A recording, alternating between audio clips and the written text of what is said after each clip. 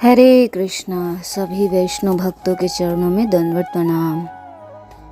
कार्तिक महात्म्य अध्याय 16। सुनो लगा कर मन सभी, संकट मिट मिट जाए। कार्तिक महात्म्य का पढ़ो 16वां अध्याय। तो हरे कृष्णा। सभी वैष्णव भक्तों के चरणों में दंडवत प्रणाम। तो राजा पृथु ने कहा कि हे नारद जी, ये तो आपने शिव जी की बड़ी विचित्र कथा सुनाई है। अब आप कृपा करके यह बताइए कि उस समय राहु उस पुरुष से छूटकर कहाँ गया। नारद जी बोले, उससे छूटने पर वह दूत बर्बर नाम से विख्यात हो गया और अपना नया जन्म पाकर वह धीरे धीरे जलंधर के पास गया। वहां जाकर उसने शंकर जी की सब चेष्टा कही। उसे सुनकर दैत्यराज ने सब दैत्यों को सेना द्वारा आज्ञा दी। कालनेमी और शुंभ निशुंभ आदि सभी महाबली दैत्य तैयार होने लगे। एक से एक बढ़ महाबली दैत्य करोड़ों की संख्या में युद्ध के लिए जुट गए और महाप्रतापी सिंधु पुत्र शिव जी से युद्ध करने के लिए निकल पड़ा। आकाश में मेघ छा गए और बहुत अपशकुन होने लगे। शुक्राचार्य और कटे सिर वाला राहु सामने आ गए। उसी समय जलंधर का मुकुट खिसक गया, परंतु वह रुका नहीं। उधर इंद्रादिक सब देवता ने कैलाश पर शिव जी के पास पहुंचकर सब वृत्तांत सुनाया और यह भी कहा कि आपने जलंधर से युद्ध करने के लिए भगवान विष्णु को भेजा था। यह उससे वशवर्ती हो गए और विष्णु जी लक्ष्मी जी सहित जलंधर के अधीन हो गए। उनके घर में निवास करते हैं। अब देवताओं को भी वही कर रहना पड़ता है। अब वह बलि सागर पुत्र आपसे युद्ध करने आ रहा है, अतएव आप उसे मारकर हम सबकी रक्षा कीजिए। यह सुनकर शंकर जी ने विष्णु जी को बुलाकर पूछा, हे ऋषिकेश, युद्ध में आपने जलंधर का संहार क्यों नहीं किया और वैकुंठ छोड़कर आप उसके घर में कैसे चले गए। यह सुनकर विष्णु जी ने हाथ जोड़कर नम्रतापूर्वक भगवान शंकर से कहा, उसे आपका अंशी और लक्ष्मी का भ्राता होने के कारण मैंने नहीं मारा।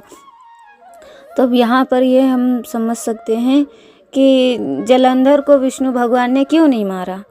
वो यहाँ पे बता रहे हैं कि उन्होंने इसलिए नहीं मारा। शिव जी से कह रहे हैं कि उन्होंने इसलिए नहीं मारा क्योंकि वो आपका अंशी है और वो देवी लक्ष्मी का भ्राता होने के कारण मैंने उसे नहीं मारा। यह बड़ा वीर और देवताओं से अजय है। इसी पर मुग्ध होकर मैं उसके घर पे निवास करने लगा हूँ। विष्णु जी के इन वचनों को सुनकर शंकर जी हंस पड़े। उन्होंने कहा, हे विष्णु, आप यह क्या कहते हैं? मैं उस दैत्य जलंधर को अवश्य मारूंगा। उस दैत्य जलंधर को अवश्य मारूंगा।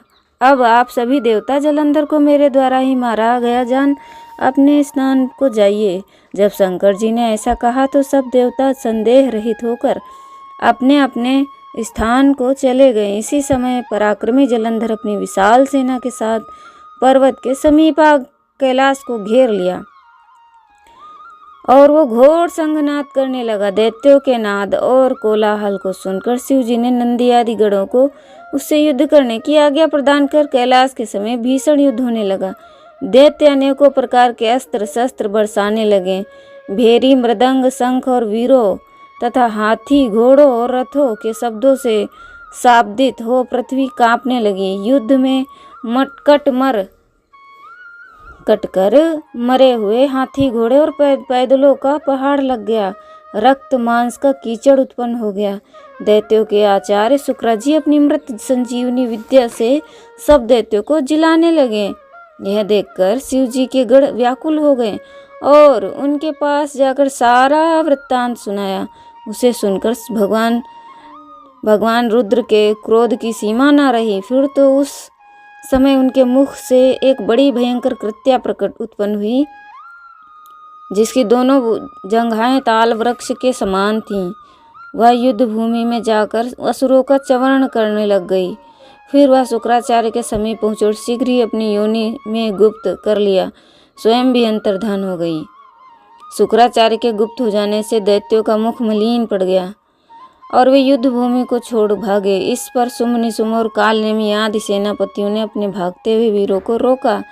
शिव जी के नंदी आदि गणों ने भी, जिसमें गणेश और शिव स्वामी कार्तिकेय जी भी, दैत्यों से भीषण युद्ध करना आरंभ किया। तो हरे कृष्णा, हम मिलते हैं आपसे अगले अध्याय में। तब तक के लिए हरे कृष्णा महामंत्र का जाप करें। कार्तिक महामहोत्सव की जय।